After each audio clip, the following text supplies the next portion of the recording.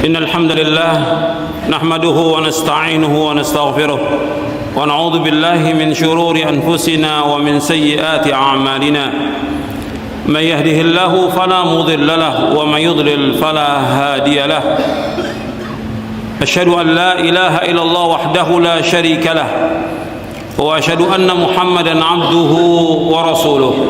Hal-hal yang dapat membantu dalam mengefisienkan waktu, artinya hal yang dapat membantu kita dalam kita menggunakan waktu ini untuk hal yang bermanfaat. Sadar akan pentingnya waktu. Jadi waktu ini betul-betul kita ini terbatas. Allah berfirman dalam surah Al-Mu'minun ayat 112, 113. Qala kam labithtum fil ardi adada sinin qalu labithna yawman aw ba'da yawmin fas'alil 'addin.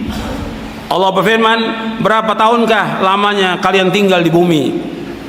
Mereka menjawab, kami tinggal di bumi sehari atau setengah hari. Maka tanyakanlah kepada mereka yang menghitung. Nah, perhatikan, Allah sebutkan di sini bahwa kita tinggal di bumi setengah hari atau satu hari. Dibandingkan dengan apa? Dibandingkan dengan apa? Dengan kehidupan akhirat yang jutaan tahun. Kita ini pada hakikatnya umur kita 60 atau 70 tahun, kita ini cuma setengah hari hidup ini. Kalau setengah hari mesti kita berlomba-lomba melakukan amal-amal ketaatan. Setengah hari kita hidup ini atau satu hari. Imam Ibnu Jauzi rahimahullah berkata, sepatutnya bagi manusia mengetahui kemuliaan waktu dan kadar waktunya. Jangan ia sia-siakan waktunya walaupun hanya 1 menit tanpa ada ketaatan kepada Allah SWT. Dalam Sayyidul Khatir. Jadi 1 menit aja kita harus betul-betul gunakan waktu yang sebaik-baiknya. Saya ambil contoh, ya, tolong perhatikan. Contoh 1 menit, ya, antum umpamanya, ini kan orang banyak ya wudunya antri. Lagi antum antri wudu, bisa kan antum ucapkan astagfirullah, astagfirullah, astagfirullah, subhanallah, walhamdulillah, akbar, la haula wala quwwata. Bisa nggak itu? Bisa. Manfaat nggak itu? Manfaat. Antum nunggu bis, nunggu kereta, atau sambil bawa motor, bisa antum berzikir kepada Allah. Manfaat tidak? Manfaat. Jadi hatta 1 menit manfaat waktu itu. Kita nunggu. Jadi waktu itu harus berharga. Apa yang bisa kita baca, kita baca. Kita bawa mobil, berzikir kepada Allah. Macet, kita bisa lakukan yang lain. Bisa baca, atau bisa nulis, catat, atau sambil dengarkan ayat Al-Quran. Nanti jalan lagi, kita berzikir lagi kepada Allah. Banyak waktu yang bermanfaat yang bisa kita lakukan. Kita kadang-kadang nggak gunakan itu. Kesempatan-kesempatan itu banyak sekali yang kita bisa berzikir kepada Allah. Sebab semua umur kita akan ditanya oleh Allah. Maka jangan kita disibukkan dengan dunia, jangan disibukkan dengan angan-angan kosong. Kalau orang kafir, mereka sibuk dengan dunia. Memang mereka dikasih kenikmatan apa? Dunia, semuanya. Makanya dunia ini bagi orang yang beriman apa? Penjara. Ad-dunya sijnul mu'min wa jannatul kafir, kata Nabi SAW. Dunia itu penjaranya bagi orang beriman, surga bagi orang kafir. Hadis sahih riwayat Muslim dan Tirmidzi. Orang kafir Allah sebutkan dalam Al-Quran, dzarhum ya'kulu wa yatamatta'u wa yulhimul amal fasawfa ya'lamun. Biarkan mereka dunia makan dan bersenang-senang dan dilalaikan oleh angan-angan kosong. Mereka kelak akan mengetahui akibat perbuatannya. Dalam surah Al-Hijr ayat 3. Ya, orang-orang kafir ini angan-angannya kosong, cita-citanya panjang. Orang-orang kafir. Kalau beriman tidak, apa yang bisa kita lakukan sekarang? Tujuan kita satu, apa? Masuk sorga. Itu tujuan kita. Kita ini hidup tujuannya satu, masuk sorga. Makanya Nabi SAW selalu minta kepada Allah, minta sorga dijauhkan dari api neraka. Tujuan itu. Maka kita berusaha, berjuang siang dan malam bagaimana supaya kita bisa masuk sorga. Adapun dunia, sukses dunia, ini sukses yang semu. Sukses yang abadi kapan? Di akhirat.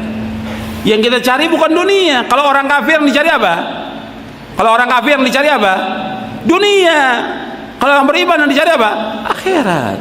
Kalau kita cari akhirat, dunia pasti akan ikut. Pasti akan ikut. Kita nggak boleh meninggalkan dunia, dalam artian kita nggak mau cari nafkah, nggak mau kerja, nggak boleh. Nggak boleh, nggak mau menikah, nggak boleh. tetap harus jalankan sesuai dengan contoh Nabi SAW, dijalankan. Tapi jangan kita disibukkan dengan apa? Dengan dunia. Nanti kita akan bahas tentang zuhud. Makanya orang-orang kafir itu ketika mereka masuk ke liang kubur, mereka minta dikembalikan. Orang-orang fasik, orang-orang munafik, orang-orang kafir, ketika mereka masuk ke liang kubur, mereka menyesal. Mereka menyesal. Allah sebutkan di sini dalam surah Al-Mu'minun ayat 99 ayat 100, Allah berfirman, "Hatta idza ja'ahumul mautu qala rabbirji'un la'alli a'malu salihan fima tarakt." Kalla inna kalimatun huwa qailuha wa min waraihim barzakhun ila yaumi yub'atsun.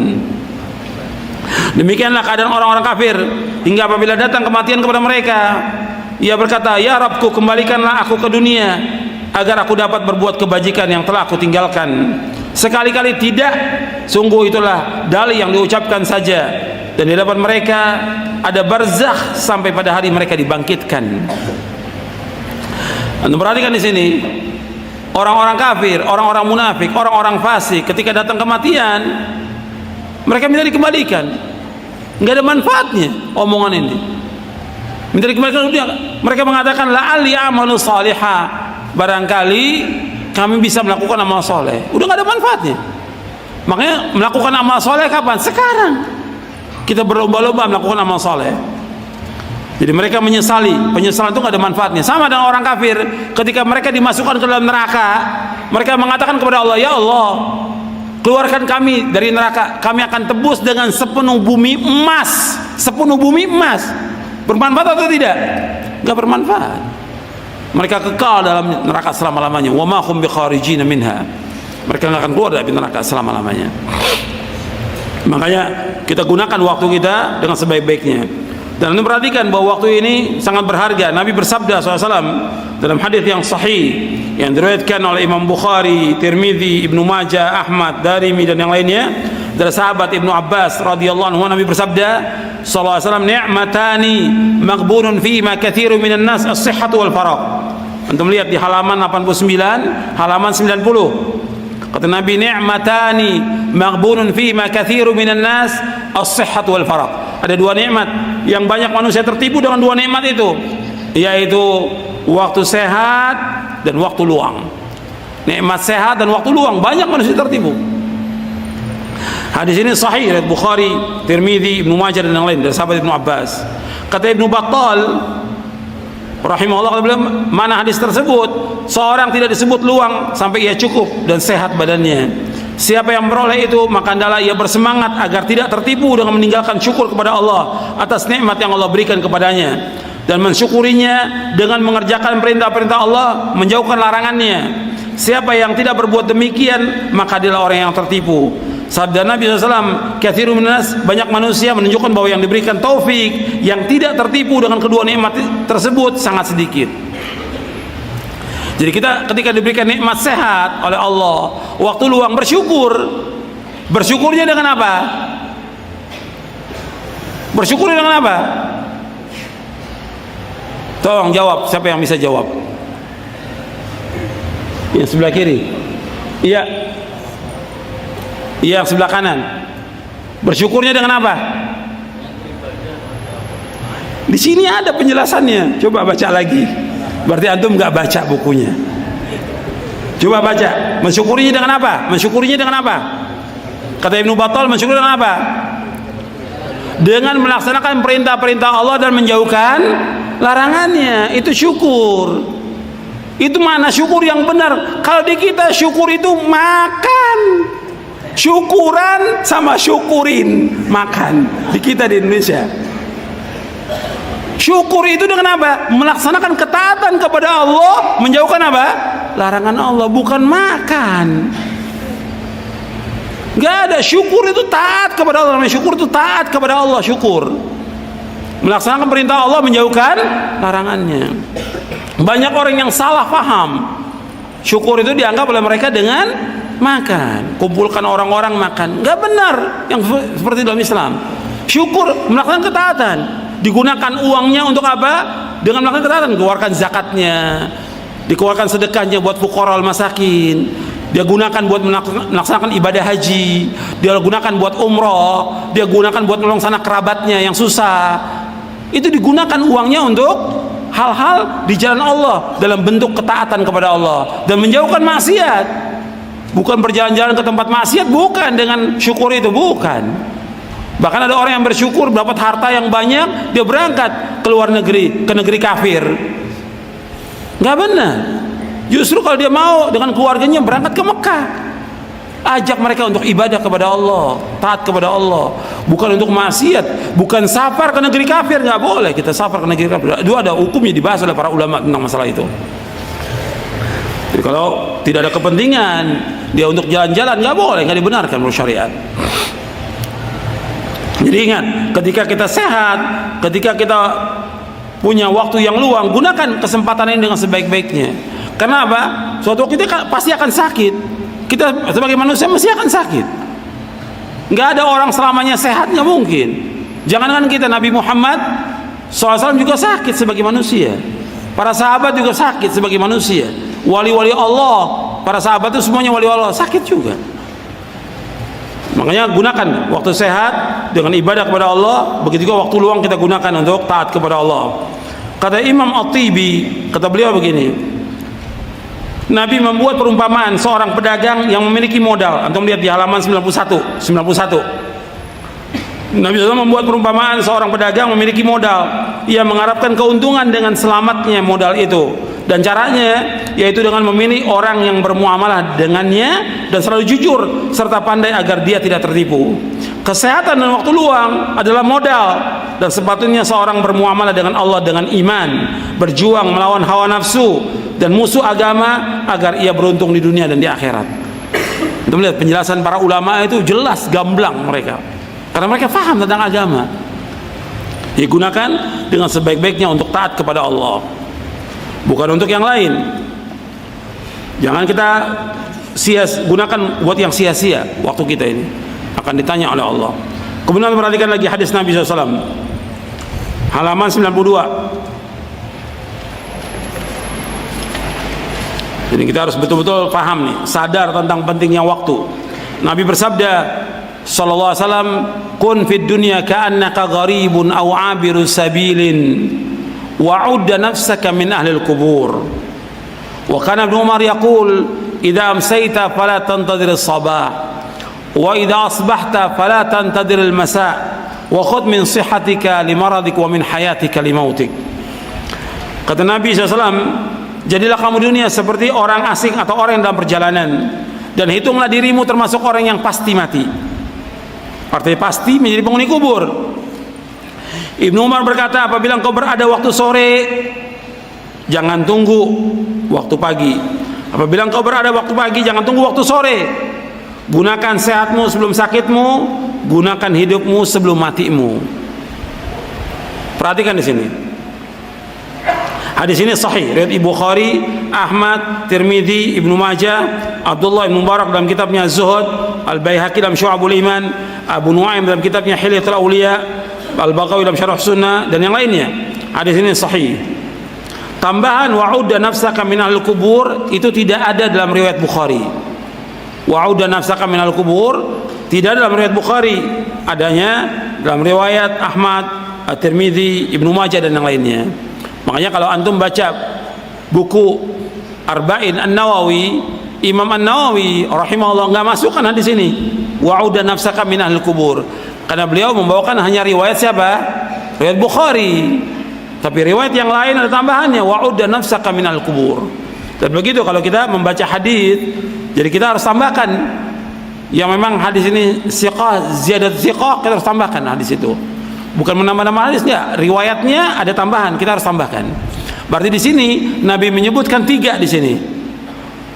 Kata Nabi, kun fid dunya ka'annaka gharib aw 'abiru sabil wa'udda nafsaka min ahlil kubur.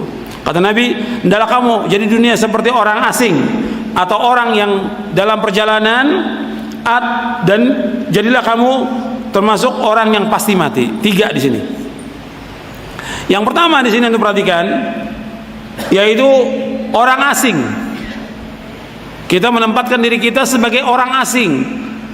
Kita dunia ini sebagai orang asing. Karena Adam Allah ciptakan di mana? Allah ciptakan Adam di mana? Di sorga dengan kedua tangannya Allah di sorga. Itu tempat tinggal sorga itu. Kemudian Adam alaihi salatu wassalam dan Hawa terusir dari sorga karena apa? Karena apa? Karena melanggar, memakan buah yang dilarang oleh Allah SWT. Terusir ke muka bumi. Di muka bumi ini itu jannah, sorga yang diciptakan oleh Allah, sorga yang abadi. Nabi Adam itu masuk di sorga yang abadi, diciptakan di sorga yang abadi. Dikeluarkan Adam, Hawa dan iblis, dikeluarkan semuanya dari sorga. Kemudian di muka bumi ini manusia sebagai orang asing, karena dia pasti akan kembali kemana? Ke akhirat. Orang yang beriman kembalinya kemana? Ke sorga. Kalau dia sebagai orang asing di muka bumi ini, orang asing kalau tinggal di setempat nggak lama. Umpamanya sekarang kita berangkat ya safar ke luar negeri, umpamanya ke Mekah atau ke Madinah, kita menunaikan ibadah haji atau umroh, kita nggak mau lama-lama karena kita rindu kepada orang tua, rindu kepada istri, rindu kepada anak, rindu kepada keluarga. Nggak lama, maka dia berusaha bagaimana melaksanakan ibadah semaksimal mungkin, kemudian segera pulang. Itu orang asing. Itu perumpamaan orang asing. Seperti kita juga tugas keluar kota umpamanya, kita di luar kota sebagai orang asing. Tentunya selesai pekerjaan kita akan segera pulang. Itu orang asing. Kita ini di dunia sebagai orang asing, maka kita harus terus melakukan amal-amal soleh supaya kita bisa kembali ke rumah, ke tempat asal penciptaan manusia, di mana? Sorga. Paham sampai sini? Ini yang pertama. Yang kedua, Nabi mengatakan, adalah kamu jadi orang yang dalam perjalanan. Kita ini sekarang sebagai musafir, sedang berjalan. Kita menuju kemana kita berjalan? Menuju kepada Allah Rabbul Alamin. Makanya nasihat oleh para nabi, fafirru ilallah, larilah kamu kepada Allah. Kita sebagai musafir, kita sedang berjalan menuju kepada Allah, kita sedang berjalan menuju akhirat. Seorang musafir ketika dalam perjalanan, apakah semua barangnya dibawa sama dia? Perabot rumahnya, tempat tidurnya dibawa nggak? Enggak kalau musafir. Paling hanya beberapa aja yang penting yang dibawa, uang, sekedar makanan. Kita juga demikian. Kita di dunia ini hanya sekedarnya aja yang kita bawa, ketakwaan kepada Allah dan amal saleh. Bekalnya kita, kata Allah, wa tazawwadu fa inna khairaz zadid taqwa wa taquni ya ulul albab. Berbekalah kalian karena sebaik-baik bekal adalah apa? Takwa. Takwa bekal yang terbaik itu. Maka kita punya bekal takwa, ketaatan kepada Allah dan amal-amal soleh. Kita sedang musafir. Kita ini dunia sedang berteduh. Nabi ketika ditawarkan berbagai macam kekayaan, Nabi kata, mali walid dunia, kata Nabi. Apa aku dengan dunia? Aku nggak ada hasrat dengan dunia, kata Nabi SAW. Ana wa dunya karakibin istadhalla tahta sajaratin thumma raha wa tarakaha. Aku dengan dunia perumpamannya seperti aku mengendarai kendaraan onta, kemudian aku berteduh di bawah pohon dan aku akan tinggalkan. Ada nggak orang teduh di bawah pohon berhari-hari? Nggak ada, sebentar. Apalagi sampai berpekan-pekan, berbulan-bulan, bertahun-tahun, tidak. Kita ini di dunia sedang berteduh sebentar aja. Perhatikan, kita dunia ini sedang berteduh sebentar aja, kita berteduh. Dan kita akan meninggalkan dunia ini. Menuju kemana? Menuju kepada Allah Rabbul Alamin. Pasti akan kembali. Antum lihat, semua keluarga kita sudah banyak yang meninggalkan kita. Makanya kita sedang berjalan menuju kepada Allah. Kalau sekarang umur kita 40 tahun atau 50 tahun, berarti tinggal berapa tahun lagi kita akan kembali kepada Allah, pasti itu. Makanya kita ini sedang mengendarai kendaraan menuju kepada Allah. Siapkan takwa kita dan bekal kepada Allah. Yang ketiga, Nabi umpamakan di sini, hendaklah kamu pasti menjadi penghuni kubur. Karena pasti orang mati itu pasti atau tidak? Pasti. Perhatikan, kita hidup dalam kepastian. Jangan hidup dalam bayang-bayang. Dunia ini hidup bayang-bayang, fata morgana, yang pasti hancur dunia ini. Tapi kita hidup dalam kepastian. Kematian itu pasti. Sorga itu pasti. Saya ulangi lagi. Kematian itu pasti. Pertanyaan di alam barzah, alam kubur pasti. Adanya nikmat kubur dan siksa kubur pasti ada. Pasti ada. Kita akan dikembalikan kepada Allah, itu pasti. Kita akan ditanya, dihisab, pasti. Kita akan melewati sirat, pasti. Adanya sorga dan neraka, pasti. Semua serba kepastian. Karena itu kita harus punya bekal. Kita pasti mati. Maka ketika ada orang meninggal dunia, kita ucapkan apa? Ucapkan apa? Innalillahi wa inna ilaihi raji'un. Semua kita milik Allah dan kita pasti akan kembali kepada Allah, pasti. Tapi orang yang mengucapkannya tidak sadar semuanya. Yang mengucapkannya kebanyakan tidak sadar. Habis mengucapkan innalillahi, tetap aja sibuk dengan dunia, sibuk dengan dosa, sibuk dengan maksiat, sibuk dengan permainan. Padahal dia udah ucapkan innalillahi wa inna ilaihi raji'un. Kita ini milik Allah dan kita pasti akan kembali kepada Allah. Semua pasti akan kembali kepada Allah, pasti. Maka Nabi katakan wa'udda nafsaka min ahlil kubur. Hitung diri kamu termasuk orang yang pasti menjadi penghuni kubur. Sekarang kalau sudah demikian, Nabi sebutkan 3. Perhatikan nih pemahaman sahabat. Tolong perhatikan, jangan ngobrol, jangan tidur. Perhatikan, tolong perhatikan. Setelah disebutkan 3 ini, antum lihat pemahaman sahabat. Ibnu Umar memahami hadis Nabi ini. Kata Ibnu Umar apa? Apabila engkau berada pada waktu sore, jangan tunggu waktu apa? Pagi. Kerjakan pekerjaan sore. Apa yang bisa kita kerjakan di waktu sore? Habis sholat asar, zikir. Pada sholat, zikir sore, murajaah Al-Quran, apalagi yang lain, bantu orang tua, atau pekerjaan apa lagi yang bisa kita kerjakan di waktu sore itu, sampai ba'da maghrib, sampai isya terus kita kerjakan. Jangan tunggu waktu pagi. Idza amsayta fala tantaris wa idza asbahta fala tantaris. Apabila engkau beratur pagi, jangan tunggu waktu sore. Apa yang bisa kerjakan? Habis salat subuh, apa? Zikir pada subuh, zikir pagi, baca Quran, apalagi yang bisa kita kerjakan saat itu. Jadi apa yang, jangan tunggu waktu sore. Kemudian wakhud min sihhatika, gunakan sehatmu sebelum datang sakitmu. Wa min hayatika limautik, gunakan hidupmu sebelum mati. Jadi harus kita gunakan waktu kita sebaik-baiknya. Jangan sampai sia-sia. Gunakan sebaik-baiknya. Jadi waktu pagi gunakan. Banyak orang-orang yang tidak gunakan sebaik-baiknya. Waktu sore gunakan. Jadi kalau waktu sore disebutkan, ya terus sampai waktu malam. Tinggal antum ngatur jadwal antum. Dari mulai pagi sampai sore, dari sore sampai malam apa yang dikerjakan. Tapi ini hanya untuk kita, nggak boleh orang lain tahu. Atur jadwal itu. Kita harus betul-betul menggunakan waktu sebaik-baiknya. Kalau enggak kita rugi, karena waktu ini modal. Kalau antum gunakan sebaik-baiknya, insya Allah manfaat. Hatta waktu malam aja banyak para imam gunakan waktu malam. Antum sudah paham semuanya tentang Imam Bukhari. Imam Bukhari, apa terfikir bagi Imam Bukhari bahwa kitabnya akan dibaca oleh umat seluruh dunia? Nggak terfikir oleh Imam Bukhari. Tapi dia tetap berusaha bagaimana menghafal hadis, menulis hadis. Sampai malam itu bangun berapa kali Imam Bukhari. Bangun malam nggak seperti kita, tinggal stop kontak, nyala lampu.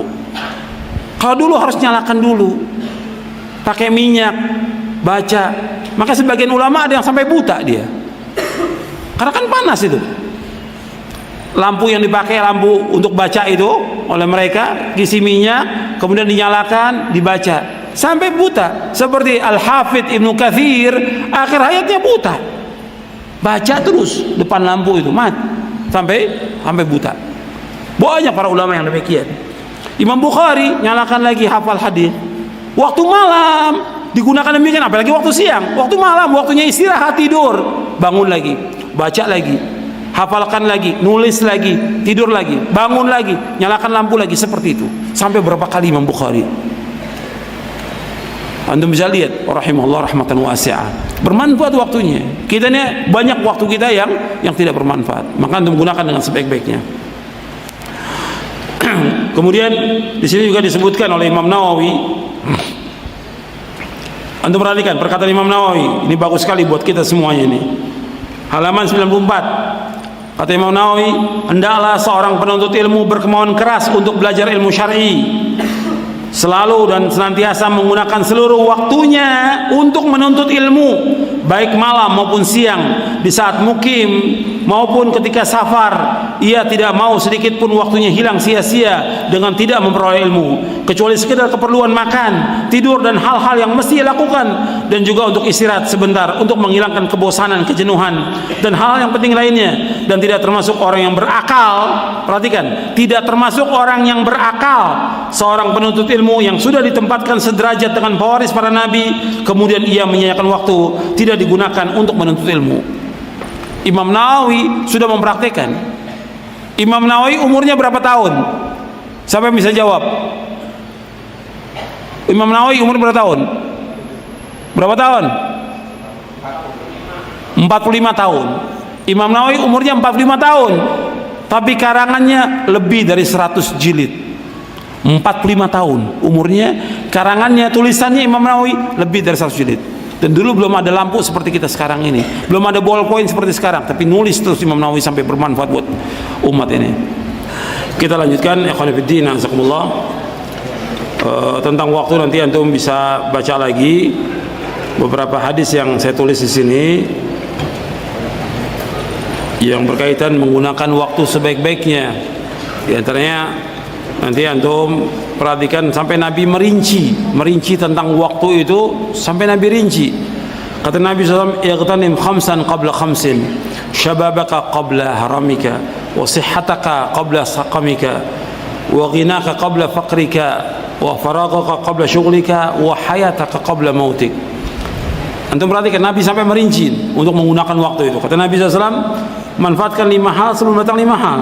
Masa muda sebelum datang masa tua, waktu sehat sebelum datang waktu sakit, masa cukup sebelum datang masa fakirmu, waktu luangmu sebelum datang waktu sibukmu, hidupmu sebelum datang matimu. Hadis ini sahih, diriwayatkan oleh Imam Hakim dalam kitabnya Al-Mustadrak dari sahabat Ibnu Abbas. Ya. Mudah-mudahan yang saya sampaikan bermanfaat untuk saya dan untuk sekalian. Wassalamualaikum Nabi Muhammadin sallallahu alaihi wa ala alihi wasallam.